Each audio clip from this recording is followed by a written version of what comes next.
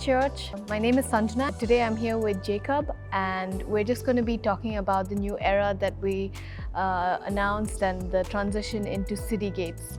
So just to start off, would you like to introduce yourself? So hi, I'm Jacob. I've been with Gateway since 2006 and with the eldership and leadership since 2012.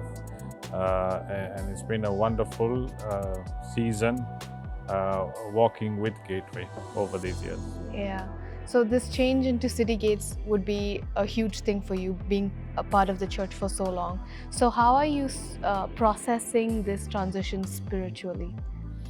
Okay, so I think when Pete first called and said he's had this conversation with Fuzi, obviously big surprise, not something we were expecting. And it did take a while to absorb and try and understand what was God doing in this season. Is He changing this for good? And it looked like a big change. It's not something that's easy to absorb. I guess we have that tendency to first go to God and pray about it and look for signs that God is at work. And we did have prophetic words. We did have a sense that God was about something.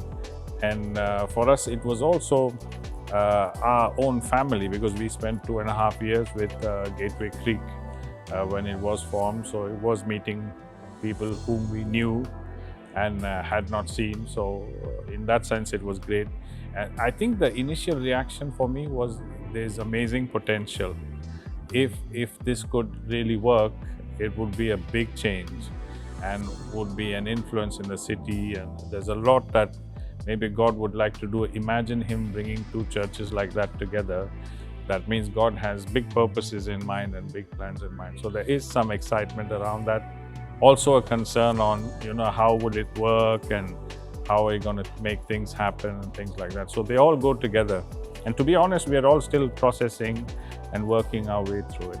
Yeah, that's true. I think it would be more like a journey, and rather than like just a moment of realizing this is what's happening. Yeah. What are you most excited for in this new era? So I think if you take that word of new era, the picture I got when I was praying about this whole change was of someone putting a newborn baby into the hands of someone else. And when someone gives you a newborn baby in your hands, you're initially quite nervous that you hold the baby right and don't do anything wrong. And so CITYGATES was like this new baby. And we need to handle this baby carefully and correctly and not treat it like a grown-up adult who's meant to do things. And God would have us take care and make sure that baby grows and is healthy and is looked after by all of us. And that's the sense I got. And so that came through a word that usually we say, hold lightly. But in this sense, God was saying, hold this, what I've given you, CITYGATES, carefully and lightly. And that's the sense you got, that this was something new that God was doing.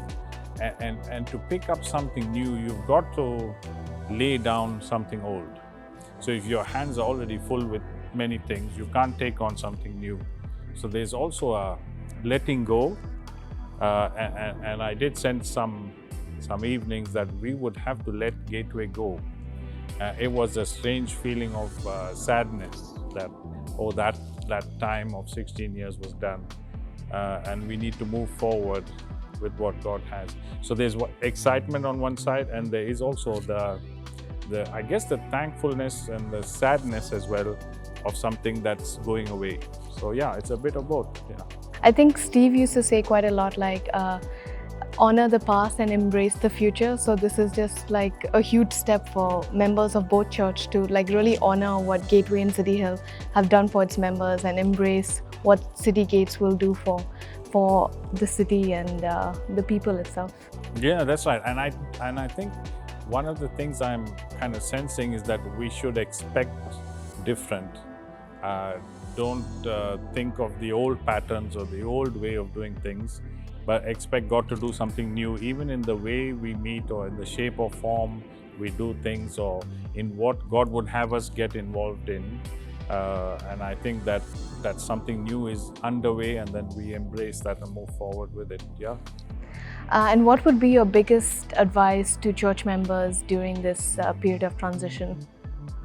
So I think I got a sense of how the people crossed over the Jordan when they got to the promised land, that don't lose sight of God's presence. I think that's critically the one big thing I would say is keep your eyes on God and make sure that you're following Him in everything you're doing.